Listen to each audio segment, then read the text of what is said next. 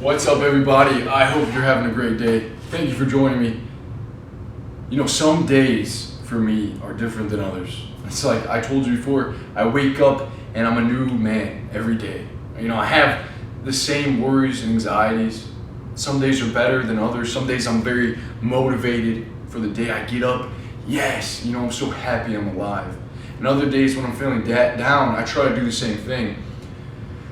But it's just not there. It's like something in me is weighed down, and my thinking, too much thinking, buries a hole in me, and I get into that hole, and then I think more, and I like throw dirt on myself. I could bury myself alive in the morning.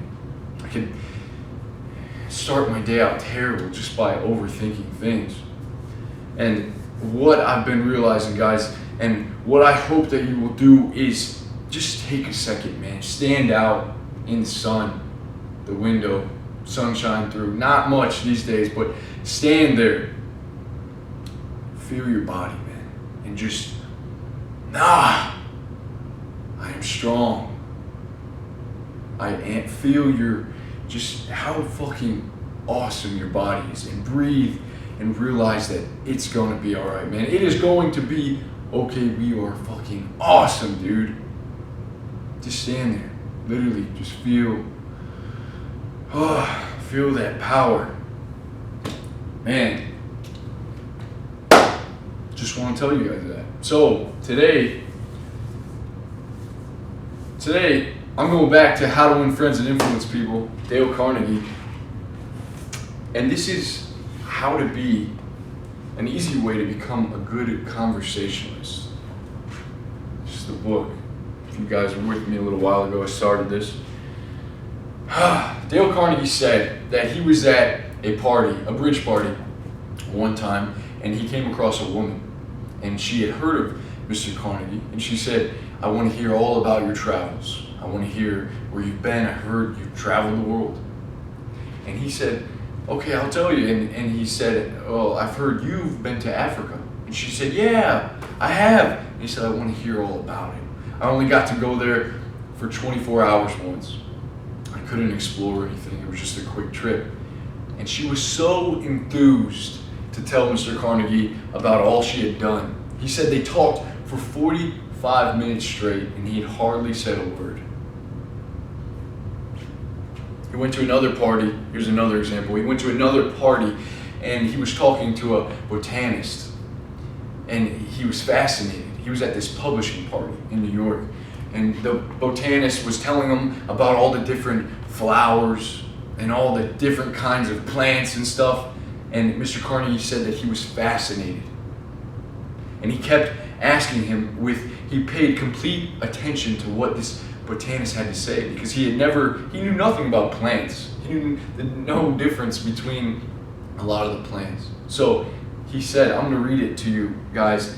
This botanist, at the end of the conversation, they talked for a while, and he said that he was most stimulating. He gave him multiple compliments. And after that, he said that he was an interesting conversationalist. Why? I had said hardly anything at all. I couldn't have said anything if I had wanted to without changing the subject, for I didn't know any more about botany than I knew about the anatomy of a penguin. But I had done this. I had listened intently. I had listened because I was genuinely interested, and he felt it. Naturally, that pleased him.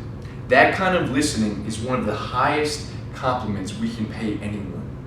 Few human beings, wrote Jack Woodford in Strangers in Love, few human beings are proof against the implied flattery of rapt attention. I went even further than giving him rapt attention. I was hearty in my approbation and lavish in my praise. We talked about that. And man, people want to be heard. People want to talk about themselves, right? People are more interested in what they're showing their lives to other people. And it makes them feel of importance. Dr. Stephen Covey, you probably have heard me talk about the alternative. And he also wrote the 7 laws of highly effective people. 7 habits of highly effective people. And he said most people don't talk in conversations with the intent to understand. They listen with the intent to be heard, to reply. I'm messing that up, but he says that. To listen with the intent to reply instead of the intent to understand. And I think that he's saying that a good conversationalist is someone who takes the time to listen, okay? Not to be heard themselves. Now, at the end of this, here's the opposite. If you want to know how to make people shun you and laugh at you behind your back and even despise you, here's the recipe.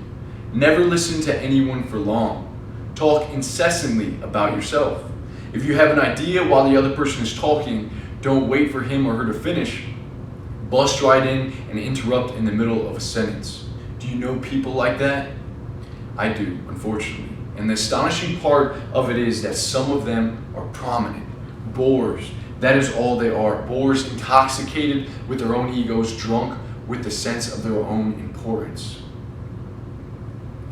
You know, you see this, and I tell myself to be cautious on forums. It's very easy on a forum to always be giving your opinion. Miskers. I am so guilty of just jumping in with some quick comment I think's witty, with my own quick response, my own opinions. And a lot of times it's easy to make a fool out of myself. A lot of times I do make a fool out of myself. And I don't benefit the discussion at all just because I want to have something to say. Now understand that when we do this, when we're on online forums and we're talking all the time, we're putting our little 2 cents in, our brains get very familiar with that way of talking to other people. And that is seen in our conversation.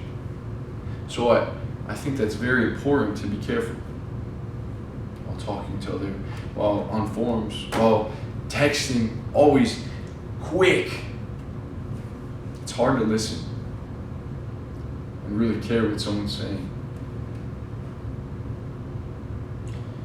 Remember that the people you are talking to are 100 times more interested in themselves and their wants and problems than they are in you and your problems. A person's toothache means more to that person than a famine in China, which kills 1 million people. In How Adam Smith Can Change Your Life by, Russ Roberts. He says the same thing. He says, a person, say in America, if he was told that he has a tumor on his thumb, it's going to get cut off, he would go to bed. And he had just heard that there's 1 million people that died in China. He would care more. He would feel empathy, right? He would feel sadness for these people, but he would care more about his thumb. We all would, okay? That's human nature, to care more about ourselves. So in conversation, guys, man, here's a couple tips. So that's the end of this. Be a good listener. Encourage others to talk about themselves. This is a list, 10 things from Dr. John Gottman's Skill for Active Listening. He was a professor in psychology, and he studied and analyzed relationships. So number 1, focus on being interested, not interesting. Number 2, start by asking questions. Number 3, look for commonalities, things that we have in common with each other. 4, tune in with all your attention. Number 5, communicate you are listening with a nod or sound. We urge the conversation forward. We guide it. Communicate. Number 6, paraphrase what the speaker says. Paraphrase means to reward something spoken by someone. Reword, not reward. I wrote this down. To reword something spoken. So I'm sure you can look back at your conversations and see how you might be doing that. Number 7, validate the speaker's emotions. Validate, support the truth of what they're saying. Number 8, maintain eye contact. Number 9, let go of your own agenda. And number 10, turn off the TV. May we all practice listening so that we may be good conversationalists. I'll see you guys soon.